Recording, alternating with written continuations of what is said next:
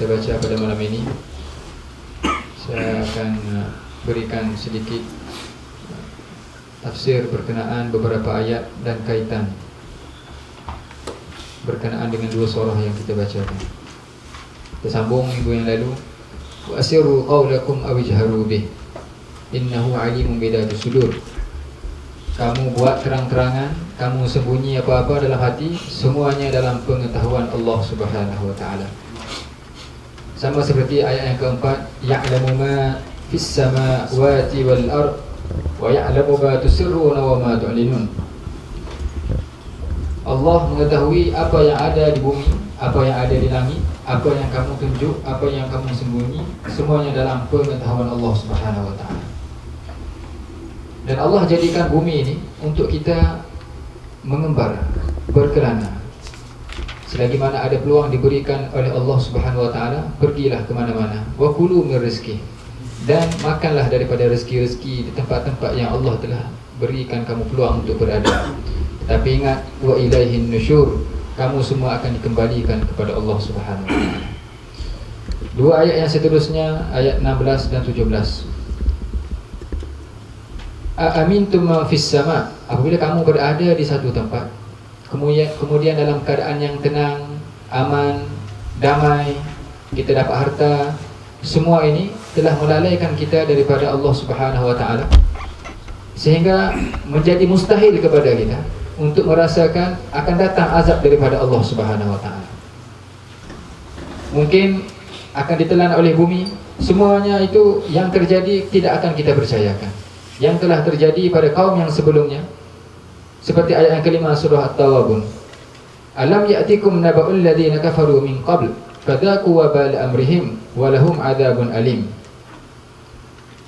Bukankah telah sampai kepada kamu berita orang-orang terdahulu, yang mana mereka yang kufur kepada Allah telah ditimpakan azab yang pedih. Hari ini kita boleh relate, kita boleh kaitkan, hubungkan dengan keadaan kita, dengan apa yang kita ada. Kemungkinan kita telah jauh daripada Allah Subhanahu wa taala, sehingga kita merasa mustahil orang yang kufur kepada Allah ini akan ditelan oleh bumi. Ayat yang ke-17, atau kamu sudah berasa tenang, damai dan aman, bahawa Allah ini tidak lagi mengirimkan daripada langit angin yang kencang. Allah tidak akan mengirimkan lagi daripada langit suara yang kuat untuk menghancurkan seperti orang-orang terdahulu. Maka kita lihat pada hari ini, dengan tidak ada asbab apa-apa, Allah telah hantarkan satu perkara, satu makhluk yang kita tak nampak.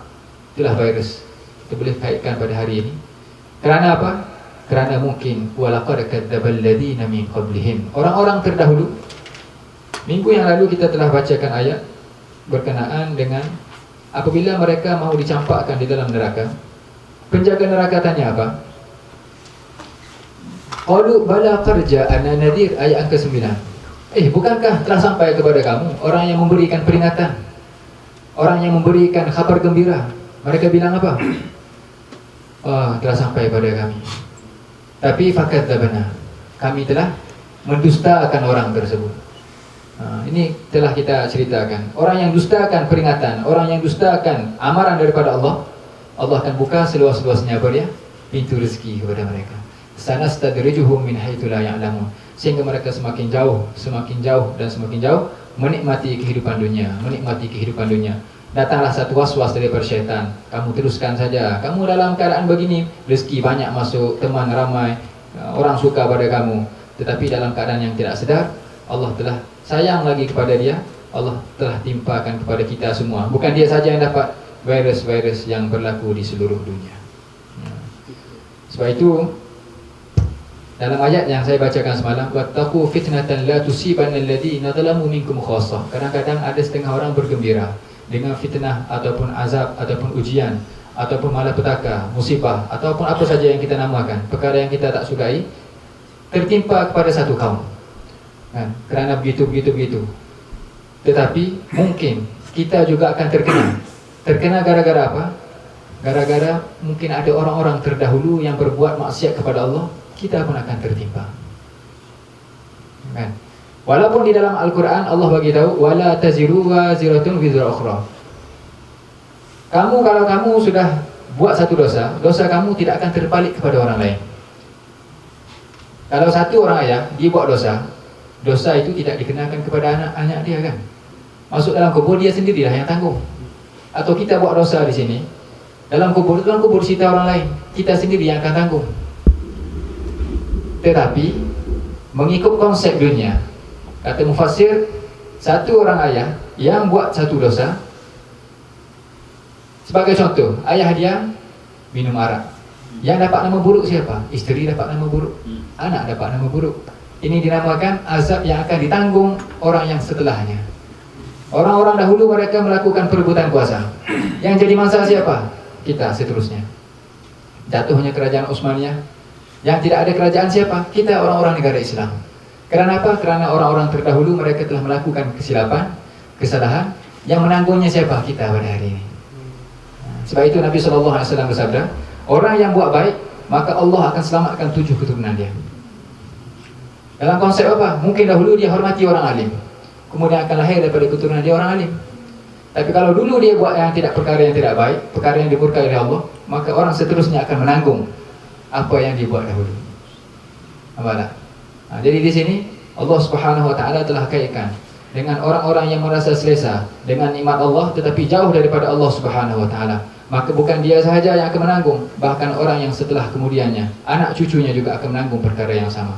Satu orang ayah, satu orang ibu yang tak mahu belajar agama, kemudian apabila mereka telah ada anak-anak, cucu, cicit yang jauh daripada Allah, tak boleh lagi salahkan pada orang lain, kerana diri sendiri dahulu mahu jauh daripada agama Allah Subhanahu Wa Taala. Jadi kita yang diberi peluang oleh Allah Subhanahu Wa Taala untuk belajar perkara-perkara yang baik ini, kita syukur tidak terhingga kepada Allah. Kerana kita tak tahu, mungkin bukan kerana amalan kita, kerana datuk nenek moyang kita dahulu ada orang baik-baik kan? Doa mereka ni, ya Allah, keturunan aku nanti engkau jaga.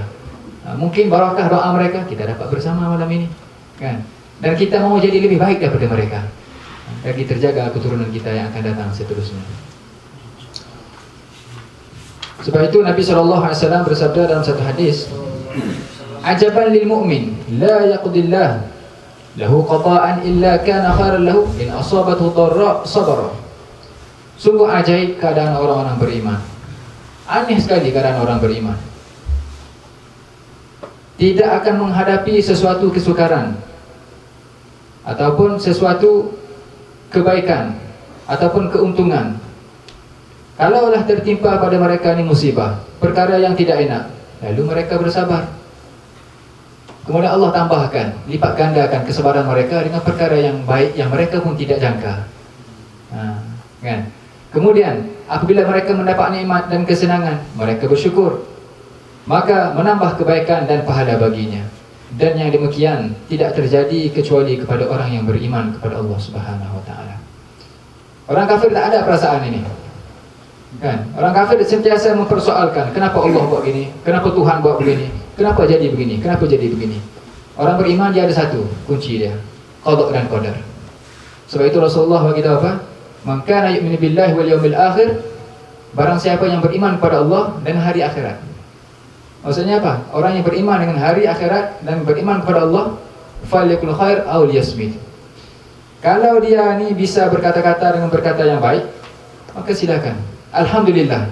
Tapi kalau lah dia buka mulut mempersoalkan kenapa takdir begini terjadi kepada dia, maka lebih baik dia senyap. Kerana dikhawatiri perkataan yang tidak baik keluar akan menjauhkan diri dia daripada Allah Subhanahu Wa Taala. Jadi apa sahaja musibah yang terjadi kepada kita, kita kembali kepada Allah Subhanahu Wa Taala. Tapi perlu juga kita mengikuti garis panduan seperti yang telah kita bincangkan semalam. Jangan semuanya semuanya Allah Subhanahu Wa Taala, semuanya Allah Subhanahu Wa Taala kan. Al-akhdhu bil asbab. Kita hidup di dunia ini semuanya ada sebab kan. Kalau orang yang hari-hari mungkin doa dia tu Allah terima, Allah terima, Allah terima, bagi dia di makam lain kan. Makam kita ni bukan gitu. Makam kita ni hari-hari lihat perkara dosa, dengar perkara dosa kan, bicara perkara dosa, hati kita pun banyak dosa. Jadi kita ni seiringkan amalan kita ni dengan syariat kan. Apa saja permintaan kita, kita seiringkan. Kita tahu situ tu ada api, buat apa kita pergi ke tempat api kan. Tapi kalau wali-wali Allah ada api ke tak ada api, mereka jalan terus di situ. Kan mereka sudah diberikan keluasan oleh Allah ini. Mereka sudah diberikan keselamatan oleh Allah bukan di akhirat saja, bahkan di dunia. InsyaAllah mudah-mudahan kita sentiasa mengambil iktibar daripada ayat Al-Quran yang kita belajar setiap hari. Dan di sana ada banyak pengajaran. Apabila berlaku perkara-perkara di satu-satu zaman, semuanya ada relation, ada hubungan dengan ayat-ayat Al-Quran yang kita bacakan. Antara mukjizat Al-Quran, apabila kita ada masalah, kita buka sahaja di mana-mana, kita perhatikan, tadabbur, maka di situ akan ada jawapan. Seperti ayat-ayat yang kita bacakan hari ini. Dua-dua surah ini mempunyai kaitan. Kita pun tak tahu. Kita baca Al-Mulk, tiba-tiba ada kaitan dengan surah ini. Ayat yang ke-6. Tidakkah ada orang yang datang kepada kamu, memberikan nasihat, memberikan kabar gembira, kemudian kamu telah menolak peringatan mereka? Sama seperti ayat yang ke-9. Maka beginilah ajaibnya Al-Quran. Apabila kita jauh daripada Allah, buka setiap hari, kita lihat ayat Al-Quran, kita tadabbur sebentar. Kan, kalau HP itu kita boleh baca lama-lama, 1 jam, 2 jam sebelum tidur. Apa salahnya Al-Quran 5 minit, 10 minit saja. Kan, itu pun mungkin tanda orang tidak bersyukur. Rasulullah SAW solat lama-lama sampai bengkak kaki-kaki. Aisyah radhiyallahu ta'ala tanya, Rasulullah, kamu kan orang yang sudah maksum, tak ada dosa, buat apa solat lama-lama? Afala akuna abdan syakura, Rasulullah tanya. Tidakkah patut aku menjadi hamba yang bersyukur? Allahu Akbar, kan? Kita macam mana? Kita periksa diri kita sendiri. Mudah-mudahan Allah berikan kita taufik sentiasa untuk jadi orang yang bersyukur. Dan ayat yang ke-16 sebagai ringkasannya, orang yang bertakwa kepada Allah, Allah beritahu apa? Takutlah kamu kepada Allah semaksimal yang mungkin. Dengar, taat, dan kemudian infak. Berilah sedekah yang terbaik untuk dirimu. Barang siapa yang tidak pelit, sentiasa berikan sedekah, maka mereka adalah orang-orang yang berjaya. Orang yang memberikan pinjaman kepada Allah, macam mana kita mau bagi pinjaman kepada Allah? Orang yang sentiasa berikan sedekah di jalan Allah Subhanahu wa taala, itu adalah tukaran dan gantian kepadanya. Yudha'ifhu lakum, Allah akan gandakan, lipat gandakan. Dan bukan itu saja, Allah akan ampunkan dosa-dosanya. Wallahu syakurun halim. Doa yang disunatkan oleh Nabi sallallahu alaihi wasallam diajarkan kepada Sayyidina Muaz bin Jabal radhiyallahu ta'ala anhu setelah usai solat, baca Allahumma a'inni ala dzikrika wa syukrika wa husni ibadatik.